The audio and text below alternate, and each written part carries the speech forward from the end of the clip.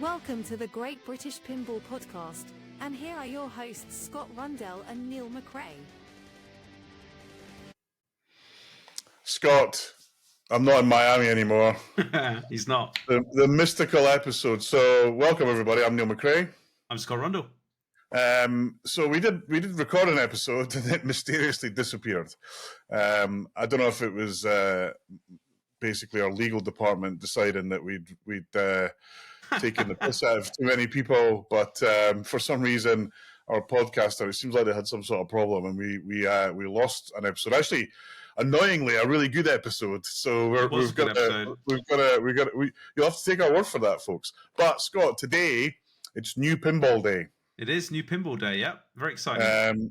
Yeah, it's very exciting. Beetlejuice, by the way. The world thinks I've bought a Beetlejuice. I don't know where this news is coming from because I have not bought a Beetlejuice.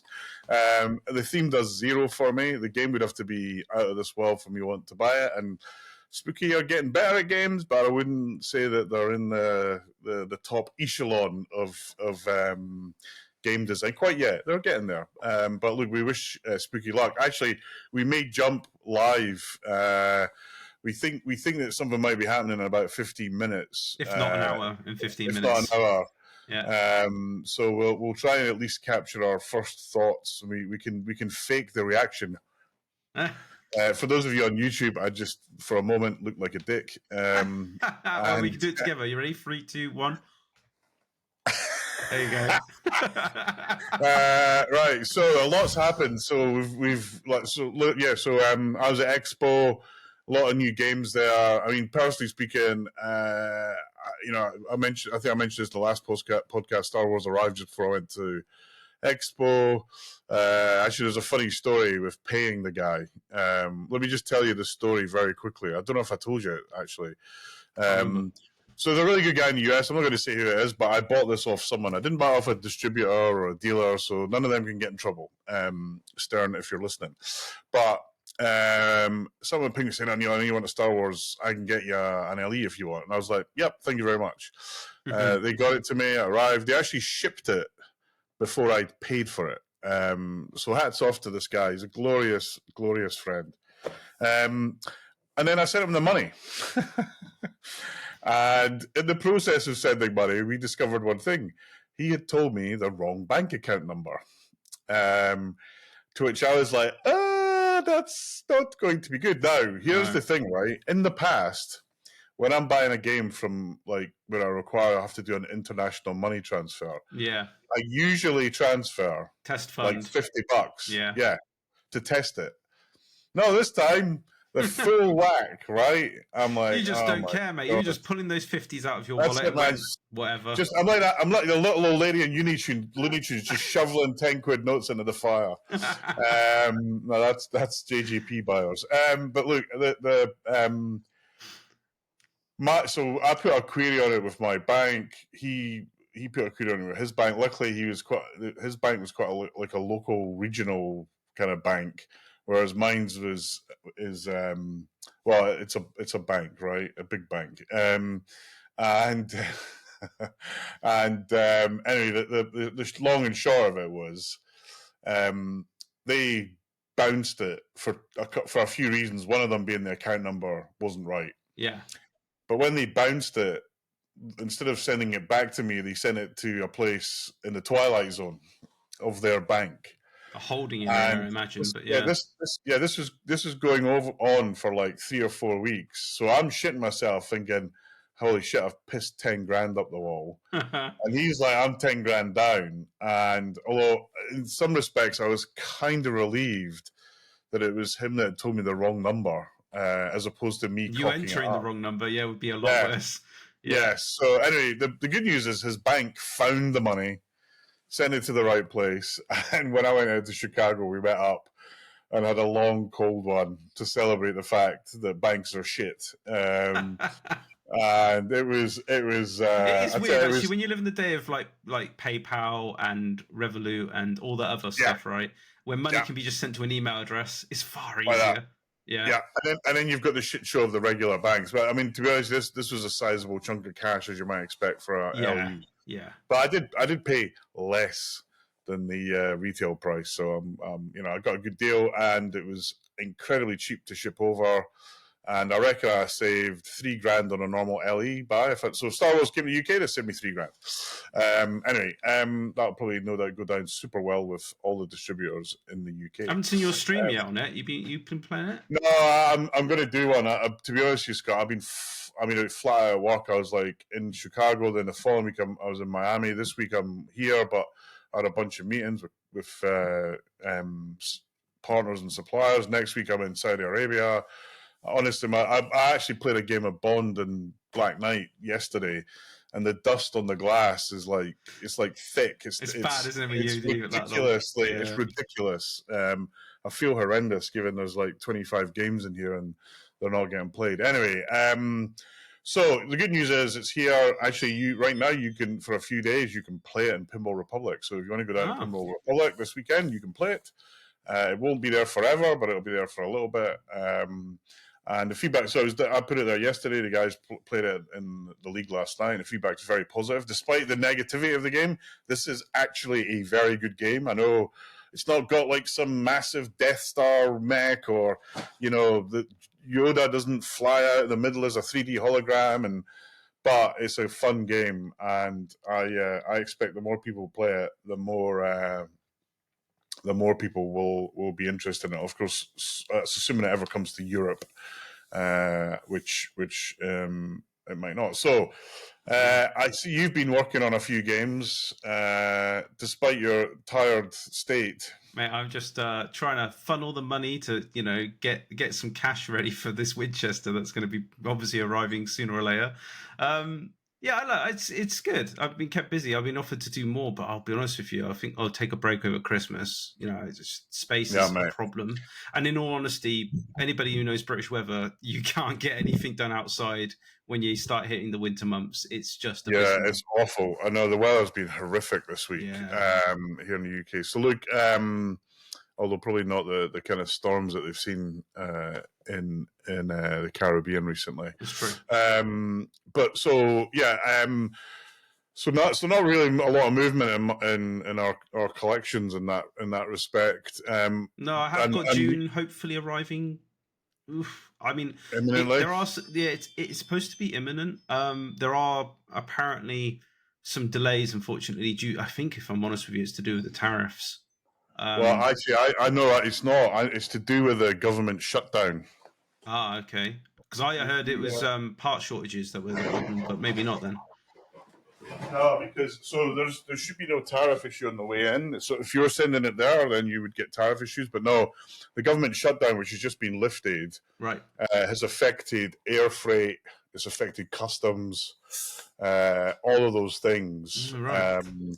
Because when I was in Miami, I nearly got stuck there because the air traffic controllers and the security people in TSA downed tools. Oh, right. And that's obviously a problem. Well, they're not getting paid, so would you work if you're not getting paid? No, I've heard the story of some people not being paid for months, right? So it's crazy. Yeah, I mean, it's pretty crazy in this day and age. Nevertheless, it's sorted now, so hopefully it'll get sorted. But so look, June, interesting. Hopefully, I mean, we mentioned Winchester. So I was at Chicago Expo, and I think the last podcast we did was just before that. We had Rob on, last minute guest, who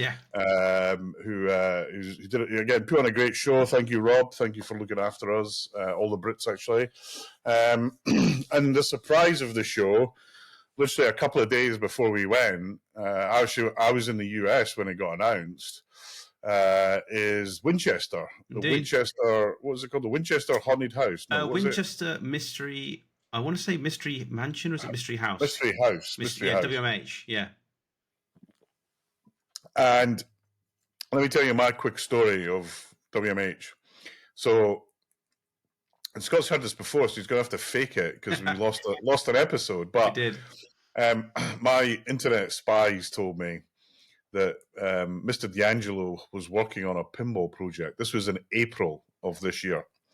And I pinged him. I said, "Hey, Carl, I hear you're working on a pinball project." And Carl's response was, "Who told you that?" Which made me immediately say, "Oh, it's true then." Carl then denied it, which of course he would, and I understand that. And Carl, I love Carl. He's one of the best people I've ever met in my life. Amazing guy. He said, "Nah, I'm not working on anything. Busy at work. Blah blah blah." And then on the morning that it got announced, Tom Graff of Triple Drain fame and Fox Cities pinball fame, one of my best buddies, he pings me and he says, "Oh, have you seen Carl's new game?" And I replied to him and I said, because I hadn't seen it, I replied to him and said, "Who's the manufacturer?" Yeah. And he replied, Barrels of Fun. I literally phoned David and said, "David, I want the new game." David at Retro, who's the dealer for the UK distributor for Barrels, yeah.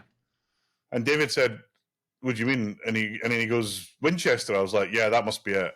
And then I sent him some money for the deposit and hung up. And then I went to look for what the game was like. I remember you messaging me going, Have you got like Winchester? Are you buying it? Cancel Dune. Yeah. Get Winchester. I was like, I'll do one better, Neil. I've just spoken to Holly. She says I can have both. Both. You're like you're the Barrels of Fun shill, man. Yeah, do you know what? I looked at we need to talk about this later, but have you noticed that Franchi, Christopher Franchi's got like the Spooky Shield t-shirt? Spooky Shill, yeah. I want to get you a Stern shill, and I'll have the Barrels of Fun shill. How's that? I'm no shill, man. It amazes me that people don't realize the shit that I give Stern is equally as bad as the shit I give him. What I don't allow though is nonsense where people say, "Oh, Spooky are going to make 1,000 games and they're so good. Stern's finished." 1,000 games is literally a rounding error for Stern. It just kind of that nonsense just makes me chuckle. Anyway, let's talk about Winchester. Let's talk about Winchester. So I got to play it about 4 or 5 times at Expo, and the thing, Scott, that really I don't know how to explain it, but it's like there's a kind of, and it's not, that EL glow that you get on, the EL paper glow thing that you used to get. This game looks like it glows when you see it. The sides are shiny as hell. Yeah, it's got that kind of spiritual look to it, hasn't it? And it just feels like there's an aura around it. Yeah. I don't know. It's really hard to explain until you see it. And these were obviously prototypes. Kind of first, I think they had 4 games there that were off the line, and just the finish and quality of it looked fantastic. Same cabinet that they use, nothing different there.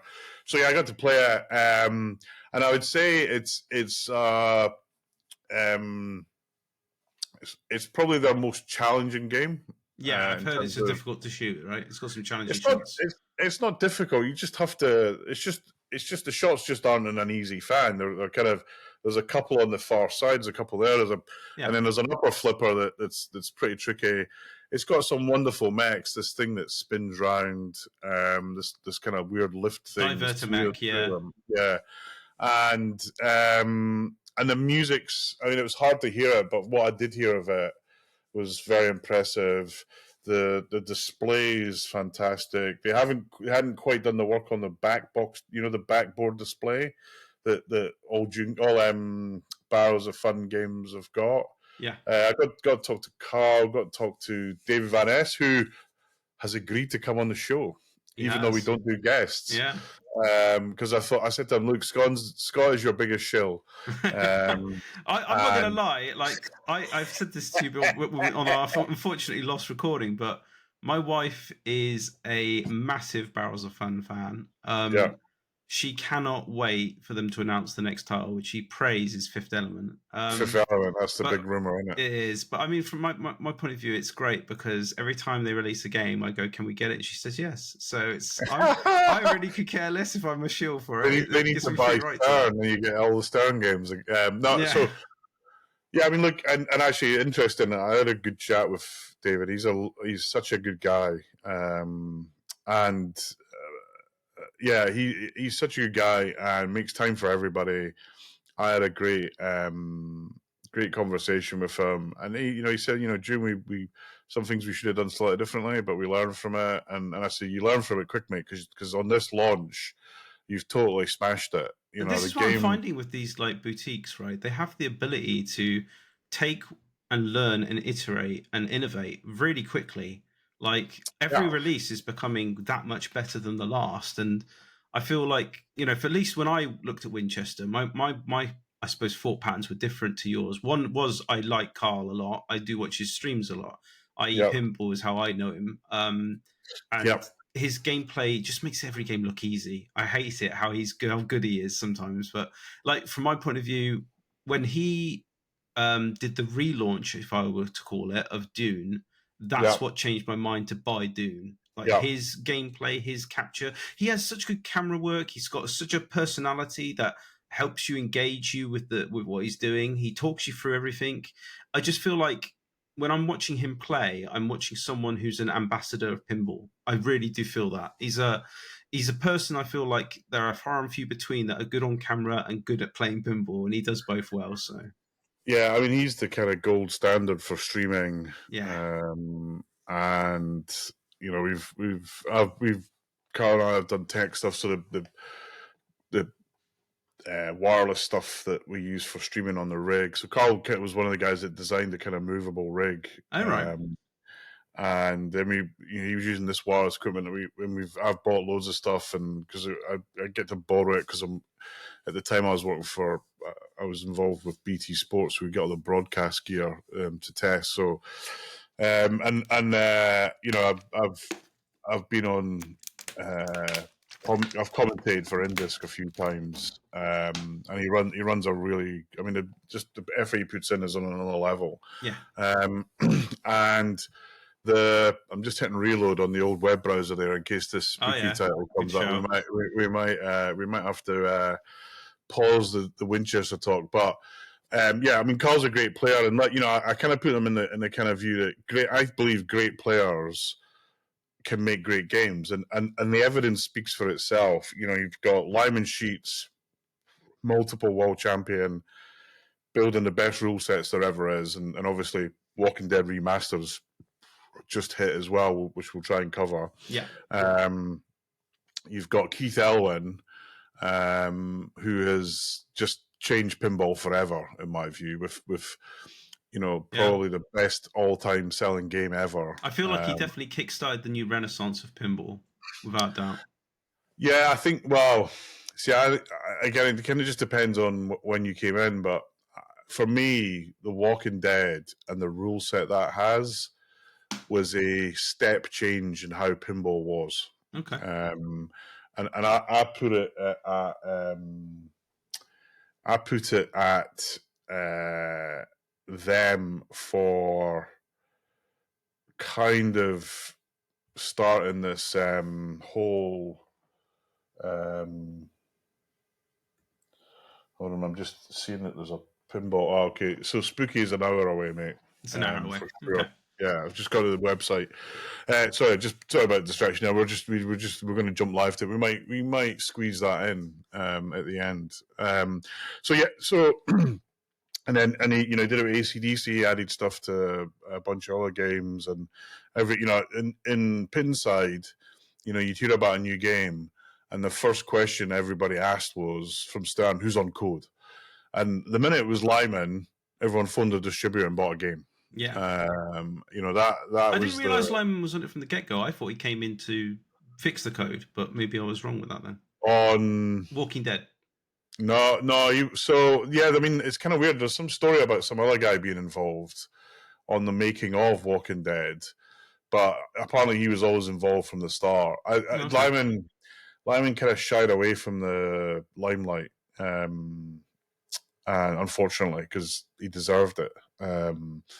But yeah, it's kind of how do you say it? I missed the guy. I mean, I was lucky to meet him a number of times, and look, every single game that's been remade is a Lyman game. Monster Bash, Attack from Mars, Medieval Madness, Metallica. Metallica's a Lyman game. Yeah. Walking Dead, I even think he might have had some involvement in Roadshow, not Roadshow. What's the game with Rudy in it? Funhouse. I think he might have been like a junior coder. Anyway, he dates back to the Williams years. If there's lots of stuff Lyman on a couple of pinball Super movies. Super talented guy, let's face it. Yeah, amazing. So, and we miss him dearly. So I genuinely think that's where this kind of started. And then, someone like Carl, who's good at pinball, good at, he does these pinball challenges. In fact, he's doing one right now on World Poker Tour. If you've been tuning in, he was streaming last week, actually last Sunday, I think, during the day, or it might be another day. Anyway, it was at a time where it was easy for me to watch, and he's, he picks the hardest games to get to the wizard mode, and he does these wizard mode challenges. And if you go look at his YouTube, he was doing one on Big Buck Hunter where he was drinking this Japanese booze and was getting thoroughly hammered, and I think a bit ill at the same time. So, but a great guy. And then, so I just kind of knew this is going to translate into a brilliant game, which is why I didn't even need to know anything about it. Genuinely, I am buying this game because I know how good Carl is in terms of his knowledge of pinball, in terms of his pinball skill, but also in terms of his personal attitude to doing things the right way. Yeah.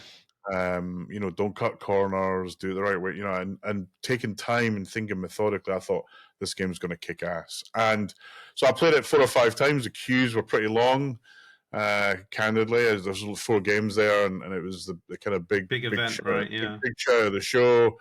And I mean, there's a couple of other things there, but that was the big thing. And literally, the game's phenomenal. It's a bit tougher. It's not a Steve Ritchie type flow game. There is flow there in some of the shots. And the thing I definitely like about it is this kind of rule set with the haunted house. It kind of reminded me a little bit of Alice Cooper, a little bit of Elvira, House of Horrors, as you might expect, because both of them you're in a house, right? Sure. No shit, Sherlock, right? But and the thing I'm really looking forward to, it wasn't in the code at this time, but they're going to have these kind of ghosts moving around on the back glass, very much like what it reminded me of was Luigi Mansion, on the old GameCube. Similar kind of vibe to it. The call outs sounded great.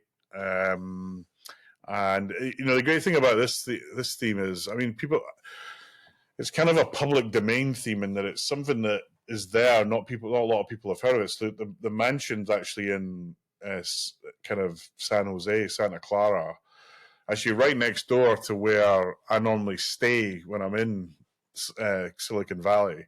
So when I'm next over there, I'm going to go visit the place. Apparently, it's got right? I didn't even know that the Winchester family I'd never had this big.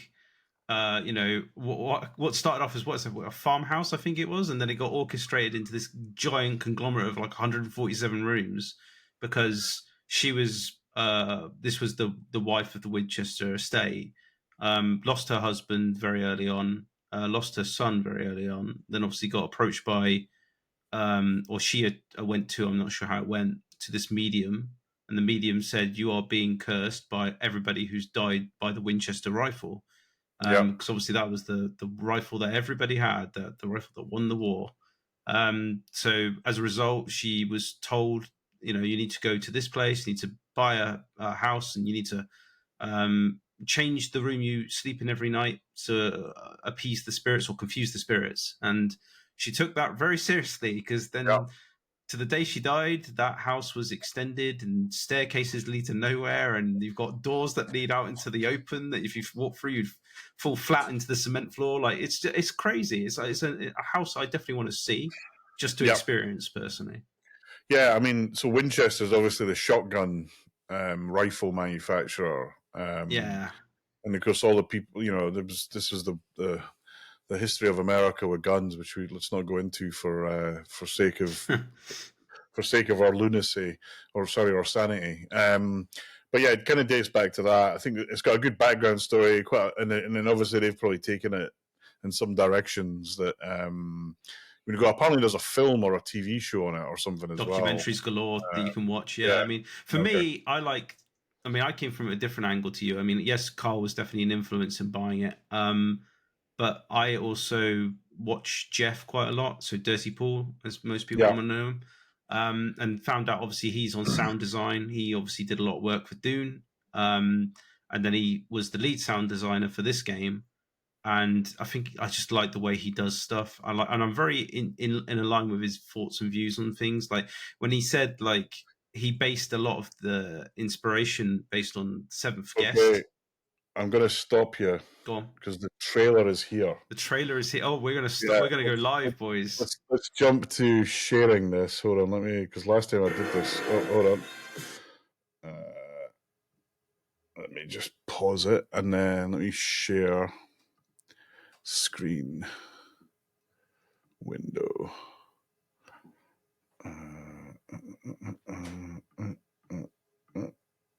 Right, here we go.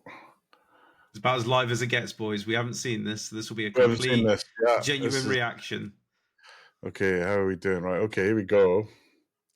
Let's hit the play button. Let's wait till the end and we'll talk. Yeah. Sure.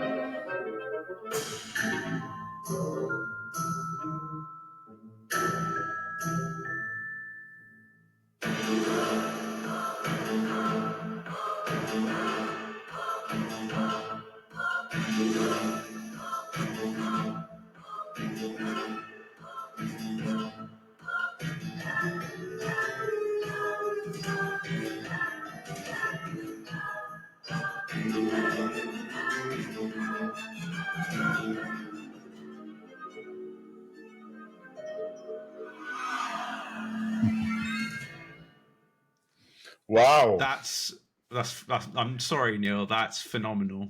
That is phenomenal. Phenomenal. That makes me jealous. I'm not gonna lie. I'm not gonna lie. I mean, don't get me wrong. I love Barrels of Fun. I love Winchester, but going back through that, I mean, I don't know if you saw like that's got the magnet that captures the ball and throws it back into play, a bit like the inspiration from Fall of the Empire, right? Well, they actually from GoldenEye, the first guys. GoldenEye that did it. Okay. GoldenEye did it then. Let me just that sandworm mech as well. The way it moves and the topper. That's insane. That really does take like everything to 11 there. So look, here's a few things. First of all, the colors are super bright, which suits the theme, right? Yeah, it's in keeping. And cards on the table. I am not a Beetlejuice fan. Here's what I took of it. It's like a fan layout with an upper flipper. Sure. So it's going to be easy to shoot. People will like that. Yeah. I liked that kind of like upper playfield that isn't an upper playfield. Well, sorry, not an upper playfield. You're right. Yeah. It's like a top flipper. Yeah. With this like this kind of upper playfield. You're right. Upper playfield that isn't an upper playfield. Yeah, it's weird, right? There's obviously it looks like there's something underneath that big, and this is the thing, I don't know Beetlejuice, so I don't know what this thing's called, but that big mech that moved, it looked like there was something underneath there. Easy just to call it a sandworm, but yeah. Sandworm, is that what it is? Well, that's what it looked like, yeah, I guess. But and then you've got the chair lock, which is kind of a bit of a take on the ED, the Evil Dead lock. Sure. Yeah, I agree. But look, in terms of, and also the other thing is a narrow body, which I'm kind of surprised about. I honestly thought it would be a wide body, but yeah. No, I mean, he said, Spooky said it was a narrow body quite some time ago. And I think one of the things I again reading between the lines, I think Evil Dead really taxed them on, there's so much on it, just moving. I mean, just lifting the playfield up's almost a 2-man job on that game. Yeah. But the artwork looked amazing. Again, Chris Franchi smashing out the park, and clearly can't fault his work. I really can't. Yeah, there's a couple of things I didn't like about it. First impression. First impressions, yeah, go on. Yeah, I wasn't sure about the wireframes. Oh, the waterforms, you mean? Yeah. The colours. The colours. I mean, that's in keeping with the theme again, because he is very, like, when you watch Beetlejuice, he's very, very eclectic colours. Like, I kind of like the silver gold. I mean, I know Evil Dead's kind of dark blue, so you don't notice it so much. Love the armor. It looked like it had video mode as well. Video mode with the scales looked fun. Yeah. I mean, I think it's a huge thumbs up. For me, a huge thumbs up. That topper, it makes me like go, wow! I thought Black Knight was good, but that's nuts. That's like Black Knight on steroids. That looks really good. Have you seen the Evil Dead topper? Yeah, I mean, of course. But I'll be honest with you, I think that one looks better. Yeah, very smooth mechanism. Looks like it's running a servo, right? Yeah, I mean, look, it definitely looks interesting. Very well lit as well, like very Tim Burton. Oh wow, yeah. I mean, like when I think about like God, we only exactly. It does. If you kind of hid, if there's a way you could kind of hide the things that make it Beetlejuice, yeah, you would kind of think Tim Burton. It's got that kind of feel to it. Yeah.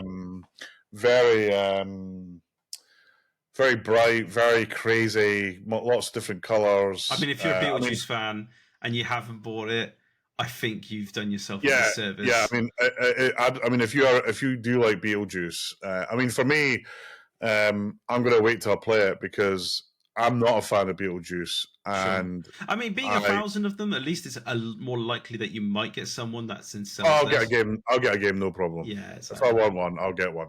I'm not worried about getting a game. I mean, the thing is though, here's what I don't want to do.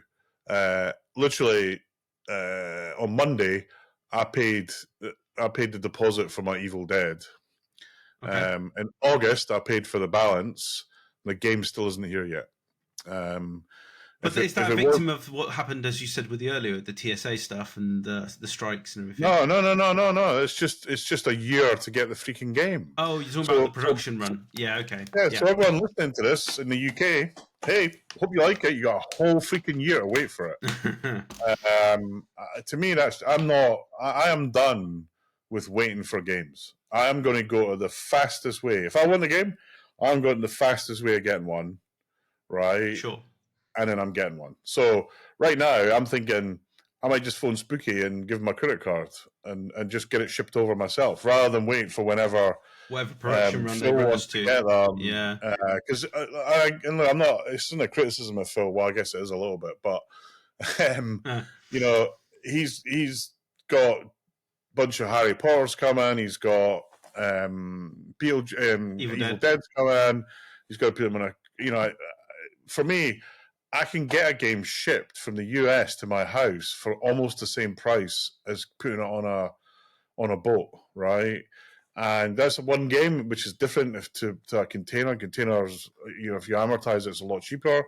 But the reality is in this day and age, it shouldn't take August, September, October. It shouldn't take 4 freaking months to get a game. I'm sorry, Pinball World. I am no longer waiting for shit like that. So, but going back to the game, so 3 flippers, two obviously to the bottom, that one at the top, with a little kind of roundabout thing, kind of reminds me of the underplay field of Evil Dead. Feels like on this side there was a bit of influence from Texas Chainsaw Massacre, the ramp. You need to specify what side, by the way, for the podcast. Sorry, yeah, for people. So actually, and obviously those listening, all you heard was the music. Yes. Apologies for that. Not a lot we can do about that. But on the left side, it does feel like there's a bit of influence from Texas Chainsaw Massacre. And actually, that's not a bad thing, because that ramp shot, if it is the same, I need to watch it again, was actually a very fun shot. So. Look, congratulations to the whole Spooky team. I think they're right. Someone said this before, right? I can't remember who said it, but the modders are going to have a hard time putting anything on that, because nothing's flat plastic. Everything's sculpted. I mean, that's just nuts. When you think for the money, this is why I know you like Stern, right? And we're not saying you're a shill, but when I look at like an LE costing 13,000 and this costing 10, where is the value proposition from buying a Stern at an LE at the moment? Like, it's flat plastic. Sometimes it's missing assets. And sometimes it's like, you feel like, okay, they couldn't get this done, couldn't get that done on the IP, blah, blah, blah, blah, blah. This is everything. You've got, if you are a Beetlejuice fan, I can't see something that's missing from this IP. Like, yeah, I mean, this is kind of the downside for Stern, which is, I wish there was as many Beetlejuice fans as there are Star Wars fans. Yeah, because that's the stark reality is so Spooky serves they're in a luxurious place to some extent, which is there's 1,000 buyers out there that will take a game like Beetlejuice. Whereas Stern or bigger organization, they got to serve location. When Stern announced a new game, the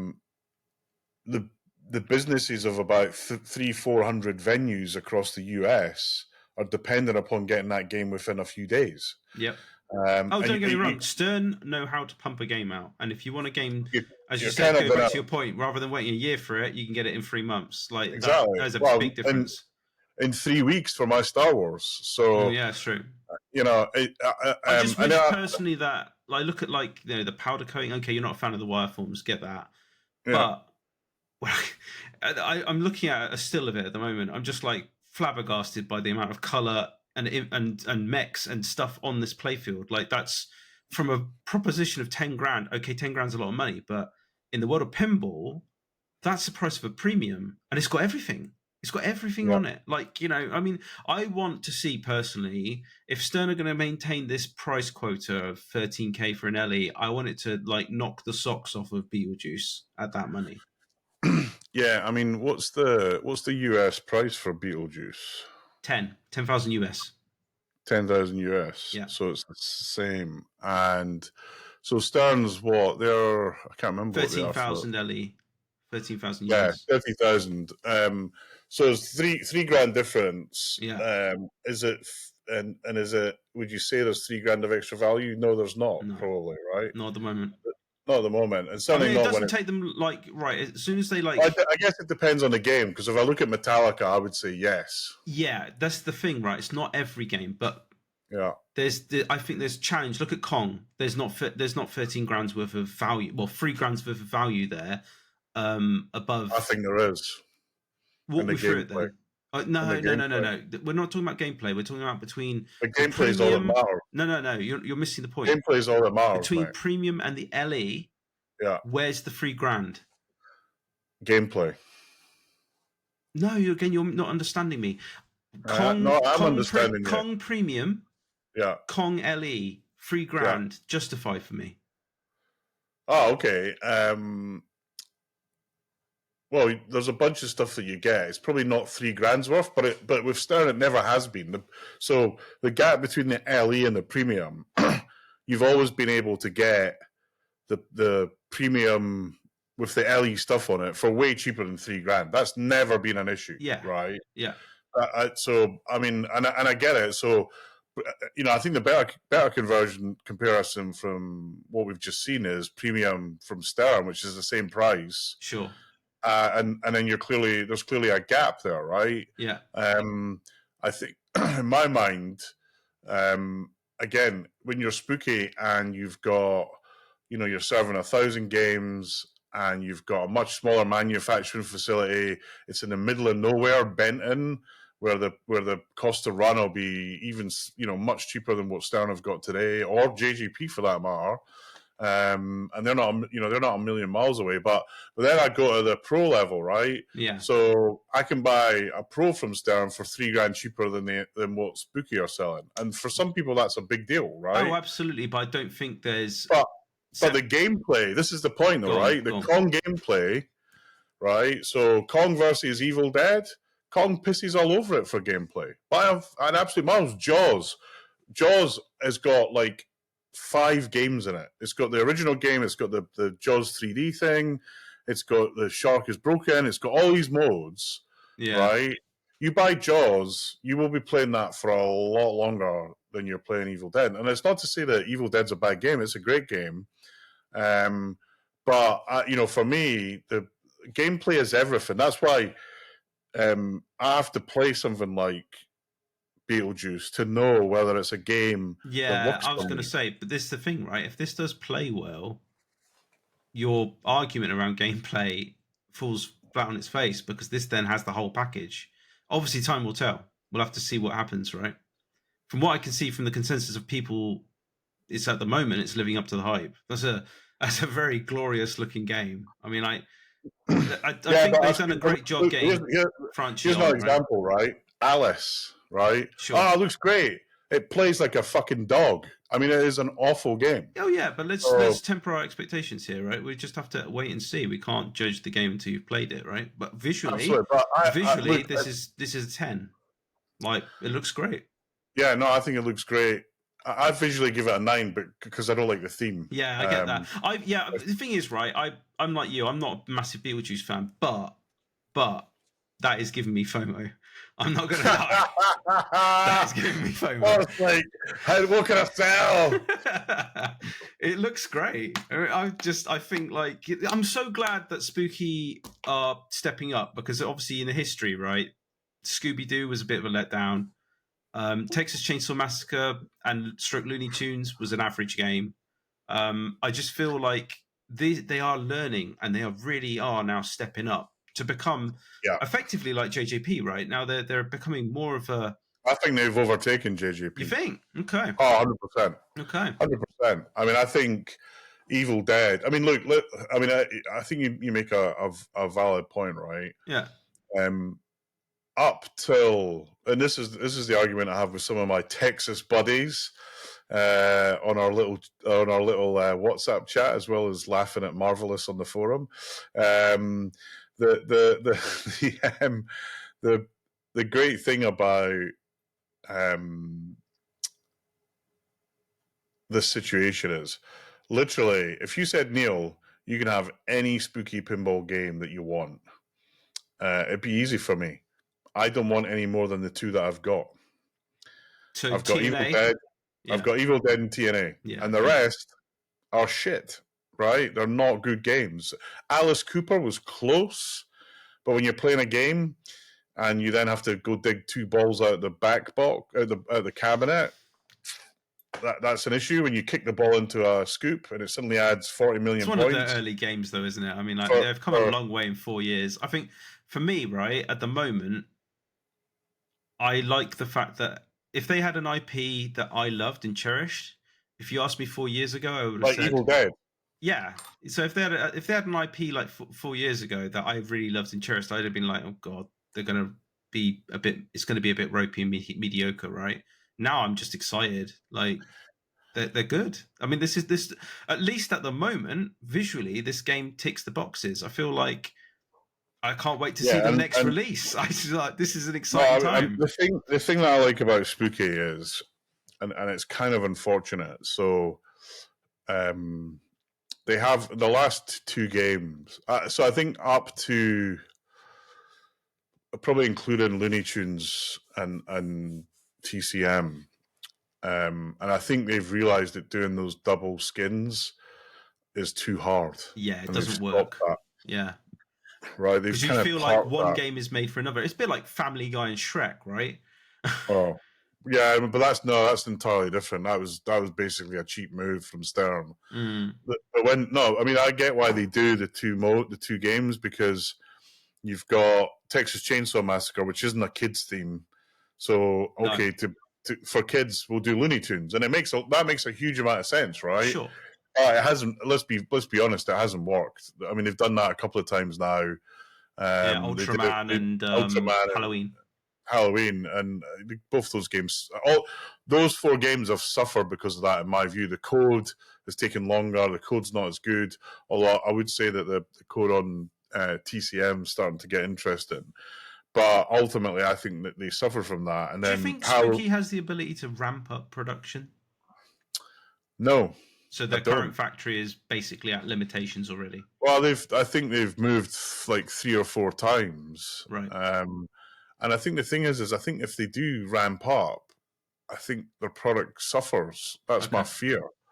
So look, why don't you have a solid business that sticks out? You know, maybe they can, you know, speed up a little bit, but they're literally can stick out. I'm going to guess roughly about 1,250 games a year.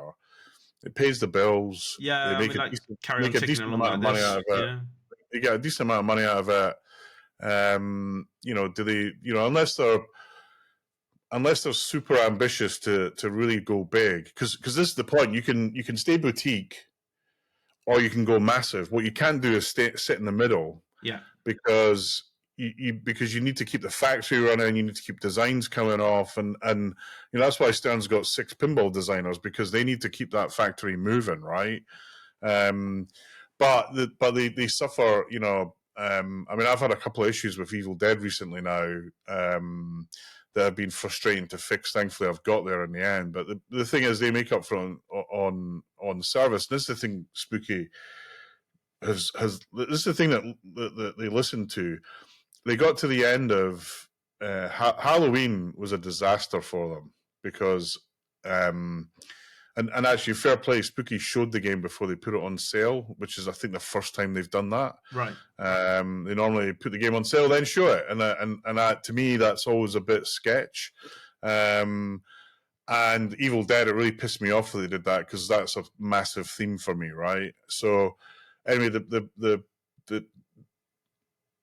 they learned from Halloween that reliability and serviceability and dependability was important, and they didn't get it right in Scooby-Doo. In fact, they went even worse on Scooby-Doo. Yeah, it did have plagued with issues, right? Shooter coil and stuff like that. Loads of issues. Ball stuck was the big one. Anytime I was playing Spooky in a tournament, the tournament director literally stood next to the game to unstick the ball every 5 minutes. I think, like, for me, I just didn't like the fact that 3/4 of the playfield, because of that massive upper playfield, you couldn't really see what was going on half the time. Yeah, there was some things up there, like the weird flipper. I can't remember what it was. The bookcase. I thought that was quite innovative. Don't get me wrong; they're nice, innovative ideas, absolutely. And I like the code they did, like with the oxygen and stuff like that. The code. I think they used the assets well, and it's the thing that, like you said, Scott, when they get the assets, they get them all right. Yeah, it's good. So and then they went through Looney Tunes and TCM, and that, I know from a few folks, that was painful reliability wise. Oh, really? Yeah, I mean, they've also been through. They've had a lot of different board sets. They've now settled on the Warden one, which I think they hired a proper electronics guy, but as I understand it, it's not quite at the level it needs to be, but it's a hell of a lot better than it used to be. Let me put it that way. That's what I mean. You see, they have, in 4 years, they've really come a long way. I feel like they've made a big improvement. Why do you say 4 years? I look at, like, Evil Dead. Well, Scooby-Doo is when things started to change for me, in my opinion of them. I felt like they were very cliquey, kind of like, bit janky is probably the word I'd use for their games. And then when Scooby-Doo came out, things started to, like, pick up. The art would look better, more polished, look more professional. The game looked more professional. And then after that, Texas Chainsaw Massacre and Looney Tunes, again, they looked better. The artwork looked better. I thought TCM looked awful from a... Depends on your point of view, right? I think if you're a TCM fan, you probably would have liked the color scheme themes, but, that's not for everybody. But my point is that it felt like, well, we'll speak about Orange later, shall we? But yeah, from my point of view, it just feels like they've had a trajectory of just going up and improving each time now. And I've genuinely felt... No, they haven't, mate. I'm sorry, I challenge 100% not. Okay. They have improved once with Evil Dead. That is not a trend. I'd argue that the artwork, the sound, and the code has improved. No. Okay. So Alice Cooper is still one of their best coded games. Rick and Morty is one of their best coded games. Code on it's good, but the geometry's terrible. And but that's deliberate. Yeah, but that's deliberate though. That's what people don't get. It's the Rick and Morty thing. You got one guy that's stable, the other guy that's crazy. So one half of the game is crazy, the other half of the game is stable. Scott designed it like that. Maybe. By the way, in Chicago, I beat Scott at TNA. We had a $5 bet. We had a $5 bet and I beat him. Shout out to Scott. Early with that. Actually, all the guys at Pinball Live, Terry, Maggie, all the whole team there, they showed us around. Phenomenal place. It's amazing. Actually, Pinball Live are really more in pinball than everybody realizes. They're a bigger player than everybody realizes. Anyway, back to Beetlejuice. I think what I want to see, right? This is what I want to see from Beetlejuice. Go on. So I'm going to put my operator hat on. I want to see a reliable game that builds on the great progress they've made in Evil Dead, right? Sure. Number one. Number two, I want to see the code move quickly. There's certain aspects of Evil Dead that I think have gone a bit slow. I want to see them move quickly on the code. I want them to put more things into the code to help debug issues, like debugging. I had this weird thing where the ball wouldn't eject out of the right scoop on Evil Dead, and the diagnostics that the game gives you, like with even a Barry Williams game, I would have been able to debug it quicker, right? Right. And then also, I like to see them do something online. They should phone Scorbit, because I know Jay and the team would love to work with them. I'd agree with you there. I'd like to see something with online capability from these boutiques. We're missing that at the moment. And then the key thing is so again, they took a big step forward on the playability of Evil Dead. And it's, I honestly think all their games until TNA before that, play-wise, are awful. Alice Cooper, if it wasn't so unreliable, they were close to it on that. They went downhill for sure. Halloween was just horrific in my view. Mm-hmm. So they've stepped this man, and look, here's the difference between Scooby-Doo, the pre-Evil Dead games to the post-Evil Dead. Pre-Evil Dead, what was it? How many they made? 800 or something? Yeah, about 850, something like that. 800, right? They didn't sell them out on day one. No, because people were, I suppose, spooked, if you want to excuse the pun, over potential loss of value, right? Because spooky games in the past have really degraded in value. Yeah, they've tanked. No, Evil Dead has not happened. No, it's got the opposite. Looking at Beetlejuice, I don't think that'll happen either, right? No, I don't think so. At least it will hold its value, probably. Yeah, and Evil 1,000 though. When there's 1,000 or something, it's hard, not right? It's not limited. Yeah, it's not limited. You're going to get somebody out there that buys it, gets bored of it quickly, and then flips it. Yeah, there'll be loads of people with 3 game. Can only have 3 games. Gets to the wizard mode, gets bored of it. Yeah. Although I think this is the advantage of the collector focus that Spooky have got, is they tend, like some of the Texas guys, Paul, he's a big Beetlejuice fan. Sure. So literally, if this game was Beetlejuice sitting on a toilet having a dump, he would have bought it, right? Right. At least it's better than that. Yeah, it's definitely better than that. So, and then looking at the layout, it's a fan layout. Safe layout, isn't it? Yeah. It's hard to go wrong with that. Yeah. Actually, we took Star Wars to the club last night. The new Star Wars. Do you know, I'm getting a bit of Scared Stiff vibes from this. Looking at it. Yeah. That left ramp looks like the snake shot, if you know what I mean. Yeah, and look, it's I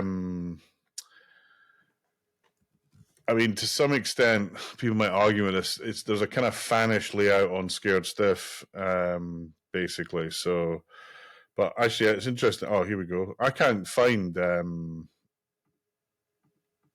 Have you got? I can't find pictures of it. Of what? Sorry.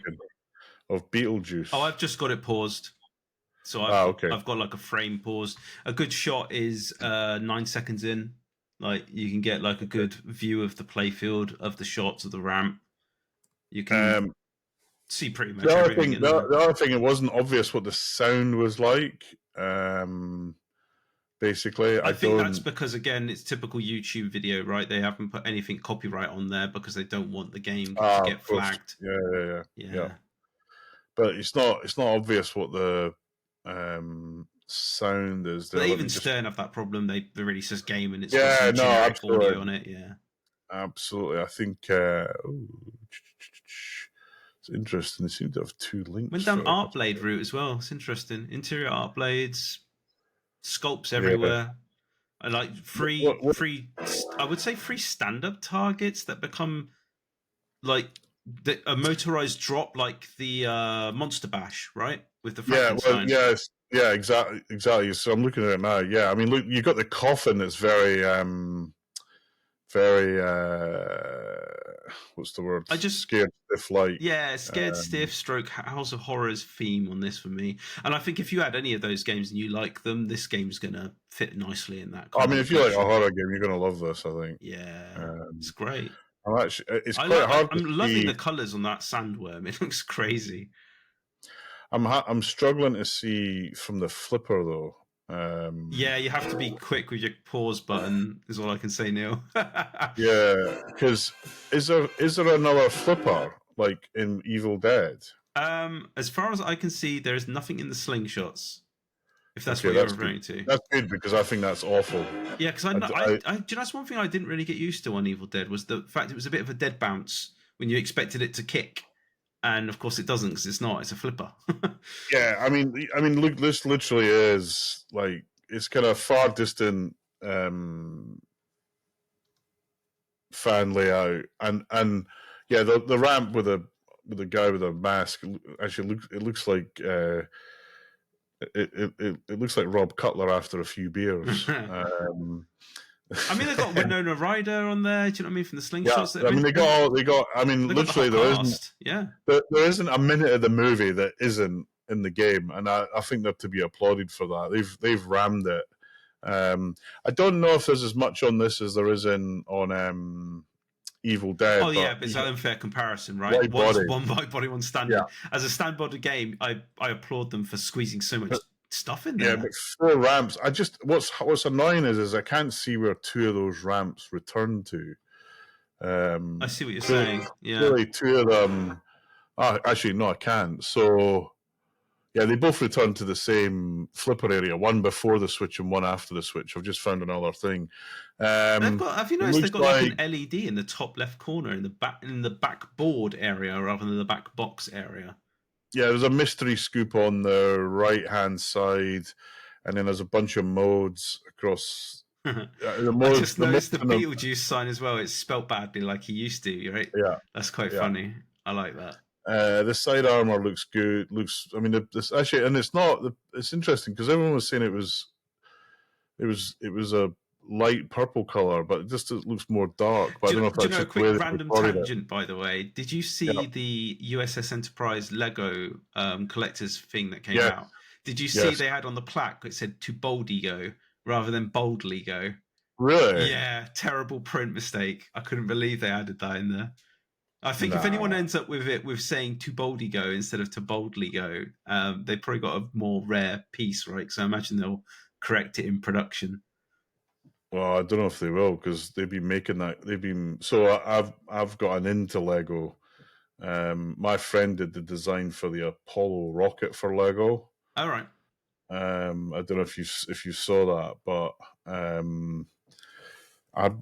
mean, I'd be amazed if they made that mistake because it definitely has it on the plaque. They're normally so NCC 1701-D, and then it has the statement that says "To boldly go" where no one has gone before, and it has "To boldly go," which was quite funny. Anyway, back on the game. Yeah, I mean, like, do you know what I haven't seen? I can't tell if this game has got a shooter plunger or if it's just an auto plunger button.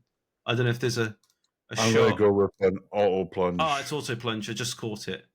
Yeah, so it's a typical, feels like a WPC 95 game in that respect, but never mind. Yeah, so basically the ramp at least on the right side goes to the same place. Again, before the switch and after the switch, so it kind of knows what it is. And it looks like the outline's got a way of whacking the ball on that side. If it is the outline, it's hard to tell. Yeah. It looks like you can nudge it into the in lane. And then on the other side, let's see if we can see it. No. Again, it looks like it's the same thing before and after. No, it isn't. Yeah, it is the outline because that's the shooter lane. Yeah, that looks interesting.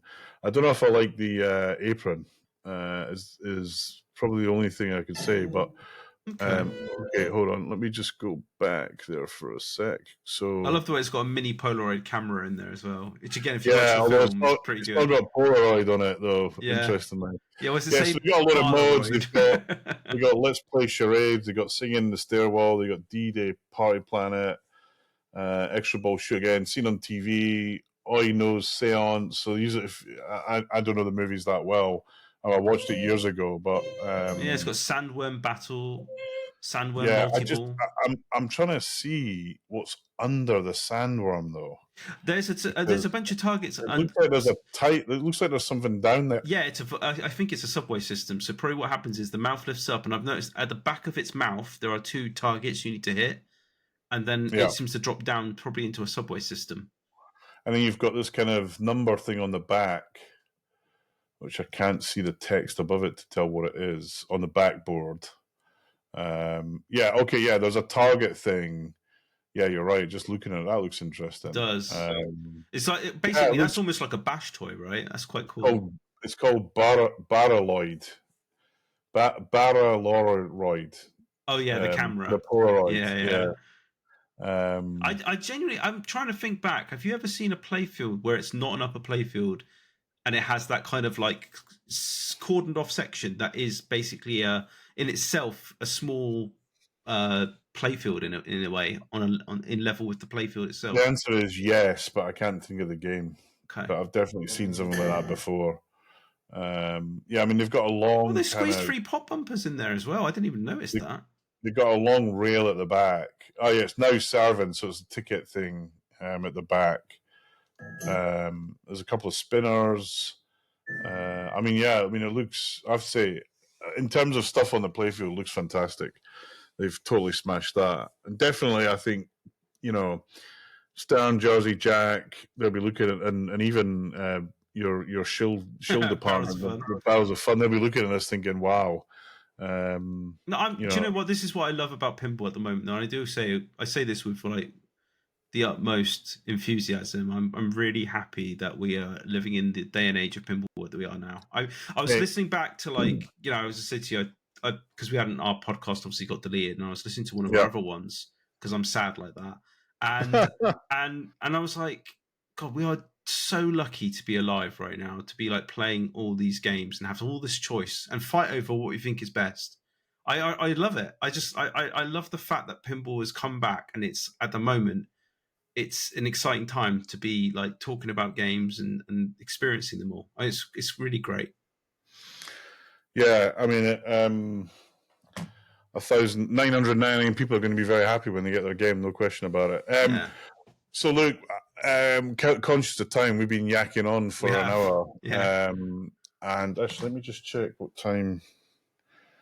I have to be somewhere at 4:00, so we'll need to cut. So, Luke, so there was a bunch of other things that came out. Predator. Have you seen they adjusted their quantities down to 300 trophy editions now? Is that it? Yeah. Really? Yeah. So I don't think they've got a limit on their standard version, but they've limited their upper tier option. Yeah, but to 300. There's no difference in the games, though, is there? It's just think of it this way: it's like adding in like powder coating and stuff like that. Yeah. Yeah. Basically bollocks. Trimmings. It's probably the easiest way. I played the game, and I really want it. I love the Predator theme. Arnie is like one of my heroes. It was guff, to coin a Glaswegian phrase. There's 2 shots on it. The 2 outer shots were great. The middle of the game was just like a blind guy designed it and hit the button. The bit over to the left. There's this left. I'm going to call it the Predator Swamp. That isn't what it is, but that's what it felt like. Sure. Because you hit your ball in there, you got no fucking idea what was going on with it.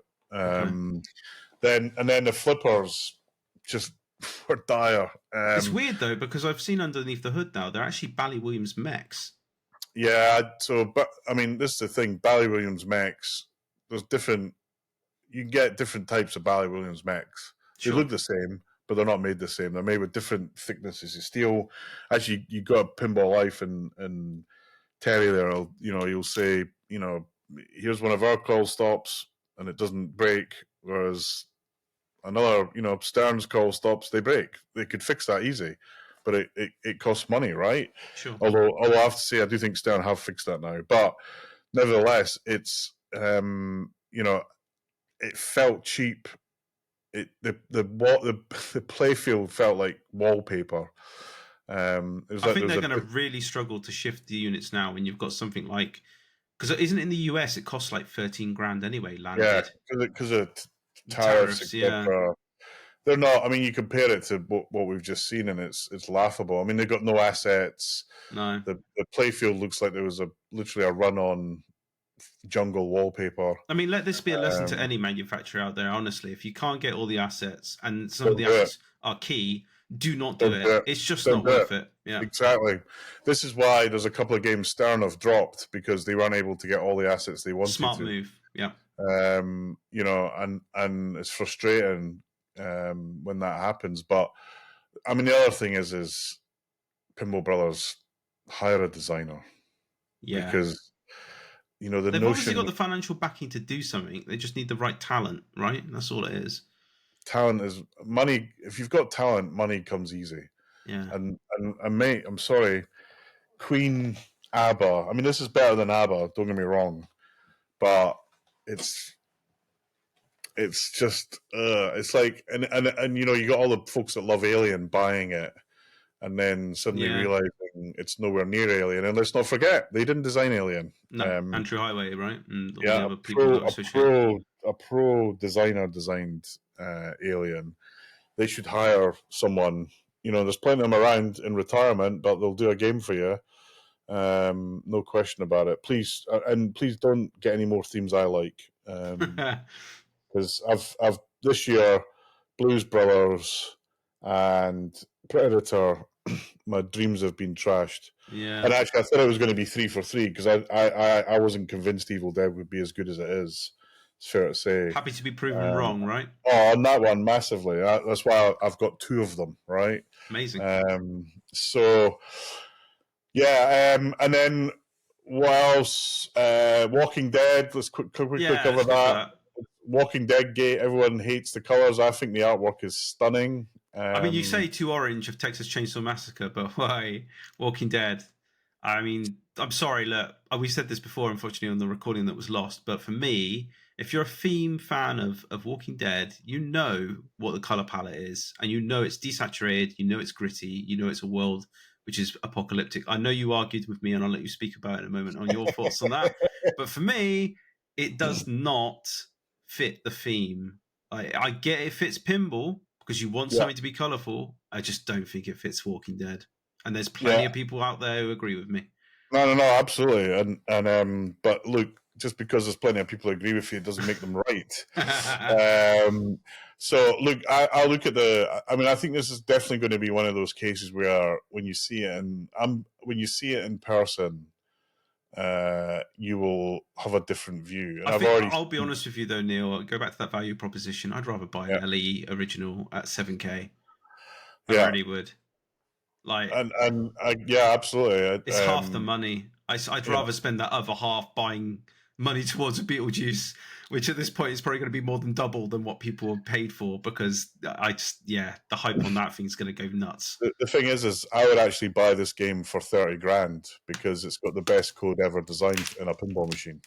Walking Dead. Okay, yeah. I mean, I see what you're saying though. I do like the code on it, and I loved Horde mode. And anybody that says the extra action button's not needed is on crack. I'm sorry. It's it's just nuts. Like why they didn't do it pro is for a good damn reason. And the premium. I think the big difference with Metallica Remastered is there's a lot less Metallicas around. Sure. And you know the uplift in because they were going for good money, right? You could still sell an LE OG for like good money. About 6.5, 7. I felt people were offering 10 at one point, right? But maybe I was wrong. In the US, we're talking here. Dollars, nah.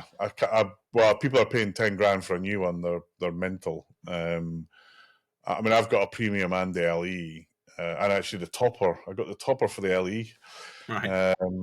Finally found one. It cost me a small fortune, but that's okay. Not David Bishop money though. But yeah, no. I think the gameplay is going to be it for me. I think I wish there was in some respects, I wish there was a bit more in it than what's there. But in other respects, I don't want to wreck the game. I don't think, if I was at Stern, would I have picked Walking Dead to remaster? Probably not. I'll be honest with you. Stop making remakes. I'm not interested. No one wants to play a game that, unless it's super rare and you can't get it anymore. I mean, I can pick up Walking Dead today without any hassle whatsoever. Yeah, I know, but this goes back to the whole factory thing. So look, Stern does 3 cornerstones, but they always did 2 boutique games, right? Forever. So that Elvira was a boutique game. Okay. They did War Nelly, they did Batman, right? Batman 66, they did Bond 60th. These are all boutique games. So, obviously the interest in boutique, them doing, and they did a couple of specials for like, they did a Can Crusher and stuff like that. So they've got a couple of slots in their build. And actually the rumor is that they were going to use one of those slots for Back to the Future. But couldn't get agreement with. I was going to say, it's a shame, right? Because God, if Dutch have got it, we're complaining it takes a year to get like a Beetlejuice. It'd be like I'm going to be retired by the time Back to the Future makes available in the UK. I'm going to make a bold prediction that game never comes out from Dutch. I'm making that bold prediction. Nice, but well, to be fair, that happened with Cuphead, right? Apparently, that's been axed. Yep, and they're working on another game entirely. Yeah. I think that, from what I understand, the license expired, but that was a very bad call. David Fix picking Barry's rather than Cuphead to release, and it cost him his job, frankly. I mean, I like David Fix, a mate, but that was a bad choice. I genuinely don't want to see American Pinball fail, because I think Galactic Tank Force is a good game. Yeah, it's okay. There. I think there's potential there. I think they were close, but no cigar. Yeah, they needed to just like. And again, you talk about value. You can pick one of them up for in the US, you pick one up almost for $6,000. That's a bargain, honestly. Yeah. Yeah, but I don't think they're making any money on that. That's the problem. No, they're just shifting inventory, right, at this point. Yeah, just trying to get rid of stuff. So, and then the other thing, obviously Star Wars. We talked a little bit about that, but Star Wars. This is a game done very quickly, because the story I heard about it was they vaulted the old Star Wars, which upset a lot of dealers, because it's a game that sells incredibly well. Yeah. Sells incredibly well. So they had to quickly come up with a replacement for it. I just wish that word quickly just makes me shudder. Like Star Wars and quickly should not go together. I don't know if that's the truth. That might be me BSing, but that's the sense I get. And I just feel like I want Stern to kind of like go, I have this IP and we're going to go balls to the wall on it. I want to see like what they are definitely capable of doing it. 100%.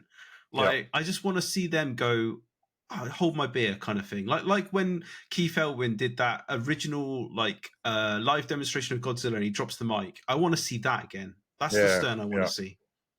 So Luke, they got this. If Pokemon is the next IP, I can't think of a bigger IP for them to massive title. Yeah, although I would have said Star Wars was the title they should have rolled out. I genuinely thought Star Wars Spike 3. Here we go, big bang.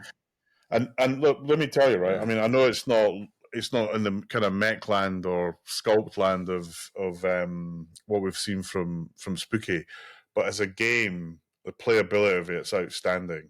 I can't comment until I try, I suppose, but yeah, they've nailed it. It really feels like you're in a Star Wars thing. There's even this bit. One of the modes is hand versus, is it Guido, where they shoot who shoots first? Who shoots first? Okay, yeah, it's fucking hilarious, man. And Ray has smashed it. I put it this way: I took it to the club last night, and it got a thumbs up. From just about everybody. And if you want to play it, it's in Pinball Republic for a little bit of time. Won't be there forever, but it'll be there for a only game in Europe. I can guarantee the that. Only one in Europe. Yeah. And the only one that works. You don't have to talk about it too much, because it would get you in trouble, I imagine, anyway. Yeah. But was it difficult? Did you find it challenging to make it work in our country, considering the restrictions? Let's call it that. He's having a think. He has to be careful with his words. I don't know. I just plugged it in and turned it on. Sure, okay. That's fine. We'll leave it at that. I cannot tell a lie. Yeah, that's cool. I plugged it in, turned it on, and played it. I don't know. If Luke, you've either got it or you don't. Yeah. So yeah, I mean, I hope they release it in Europe because I think it will sell well over here. I think it is a good game. And look, so again, we're fast approaching the finish o'clock. And I think this worked out nicely, though. We ended up watching a live reaction to Beetlejuice. Indeed. So I'll try and get this out whilst people still care about live reactions. Yeah. And hopefully Riverside won't delete it. But yeah, Luke, I mean, a lot going on the pinball world. You said it earlier, Scott, and actually I meant to agree with you. People talk about the golden age of pinball.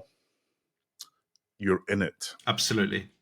It's not, don't get me wrong, Monster Bash and Attack from Mars and, that WPC 95 era, World Cup Soccer and Judge, they're okay. But they're not what we've got today. No. They're not even close. The choice we have now and the competition is it's wonderful to be in. I love it. Indeed. And I'm looking forward to hopefully getting Winchester soon. Hopefully my Evil Dead, because so my Evil Dead's literally been on tour because I'm such a nice guy. Apparently, I was reading something on the forum that made me chuckle, which was there was a debate about the whole number of games sold that came up from. You mean your statistics, which and I'm pleased to confirm they are the right numbers. So which that must have upset a lot of them because they love watching you fail now. Yep, but the fact is what's great about it is no matter what they do, I'm always funnier than them at gags. But I think just living rent free in their mind is more beneficial than anything glorious. else. Yeah, every time Kaneda posts about me, he does talk about you a lot. I know, it's glorious. It's fucking glorious, man. It makes me laugh. I get everyone pinging me because I'm actually banned. I was banned from his channel because I kept asking him hard questions that he couldn't answer. And I never had asked you why you got banned. Was that it? Crazy. I don't know. One day I just couldn't. So I was asking him tough questions. I kept telling him to stop banging on about price because I'd fucking heard enough of it. Talk about the game and the game features, but he can't do that because he doesn't play pinball, right? Anyone who's got a Guns N' Roses is like an entourage to pinball, deserves to be carried out, and put in a concrete galosh and never seen again. So yeah, him and my fan club on Pinball Info, they always make me chuckle. And actually on Pinball Info, this is where I was going. I loved it. I loved being told that I do nothing for the community. It is a strange thing to say. That made my day when I heard that. Nothing for the community. So what my Pinfest T-shirt is for next year. I do nothing for the community. I'm actually going to print out the quote on the with the Pinball Info. I think you need to have it so that you said I got the room but I didn't donate. Yeah, that as well. Yeah, so when I, imagine this, Scott, right? I'm going to pinball at the beach. I reckon there'll be maybe 4 or 5, maybe even 6 Beetlejuices there. Cool. Who knows? I might get drunk and buy one. Oh yeah, because they're saying they're doing showroom machines, aren't they? Yeah. Yeah, and I could ship it home, and then I could do nothing for the community and take it to Pinfest. No, that just cracked me up. I am genuinely I can't think of anybody I actually know that's getting one in the UK. I think is Ant getting one? I can't remember. Nah, he doesn't like. Paul, Silver Paul's getting one. Okay, yeah. Captain Polaroid's getting one. And is Texas Shooting Dave Bishop getting one? No, he's stupidly bought an Alice. He's a absolute banana for buying that game. It's absolutely. When are those arriving in the UK? It must be soon, right? They're almost finished. I think they'll hit. Well, depends on which Phil puts them on a boat round fucking Azerbaijan. but they're imminently about to arrive, is what I'm hearing. Okay. Christmas presents for everybody. Here's hoping. I'm kind of hoping that Walking Dead might be shippable over air freight. I'm sure you'll find a way, Neil. I'm sure you'll find a way. The thing is, I'm buying. This is the thing. I kind of wish I hadn't, but I'm buying this through Phil and Electrocoin, and I know I could get it quicker than them. And I'm literally next year. I genuinely don't think you would have struggled to pick up an LE at the moment. They're not selling out. Oh, I don't think you might want to say that, mate. Really? I think they're selling better than people realize. Yeah, it's like Star Wars. So in some dealers are sold out because they get out on the phone, they sell them. Sure. Others have got a few, but I know 3 dealers that sold out of their Star Wars, sold out of their Walking Dead LE, and are trying to get the games that are at other dealers that they can't sell. Maybe it's like you though. They genuinely love that game, right? And they're just buying it because they love what they had in the original. So. And this the other thing is the number of pros and premiums they're selling right now. I mean, honestly, I was in the factory seeing these games getting shipped out, and also the Costco games. They can't make them. They can't make enough of those games. Costco one's doing well, is it? The Star Wars one seems to be. Don't want to see that fail. In all fairness, no, and now they're talking about. Actually, I can't say that. No, you can't. Sorry, I nearly said something there. I'll be shot for saying that. Yeah, I'm going to shut up there. Right, okay, we're run over. Yeah. We'll be back before Christmas with our Christmas jumper special. Indeed. And if we can, we might try and let's try and see if we can get David Van Ness on next time. Let's pick a date. We put a date in the diary, and we'll try and get him on. Yeah. And see how it goes. So to ship a Winchester early doors. I've been negotiating that. Let's say. Okay, great. Keep it going. Yes. So anyway, look, everyone, congrats to Spooky for a great launch. Yep. Congrats to 10 out of 10. Barrows of Fun. Yeah, 10 out of 10 for their launch. The game looks fantastic. If you're a Beetlejuice fan, you must be doing whatever Beetlejuice does. Hot Diggity or something, I'm sure. Don't embarrass yourself, Neil. Yeah, I've got no fucking idea. I'm literally, although I'm Gen X, I'm, people say this guy's a boomer. Anyway, with that, it's goodbye from me. Oh, and Scott. Yes. I have fixed the titles. Oh, yes. You said in the last recording. We haven't mentioned this. Yeah. So Scott's name, after only doing this for 2 years, Scott's name is finally spelt right. You can thank me later. Yes, you can thank me later. So we'll be back in December with a Christmas special. If you want us to talk about anything, feel free to ping us on our Facebook page or on Messenger. But Scott and I are both on Facebook. Look for us there. And all that remains is for us to wish you a great run up to December. We'll see you then. It's goodbye from me. Goodbye from me. Goodbye.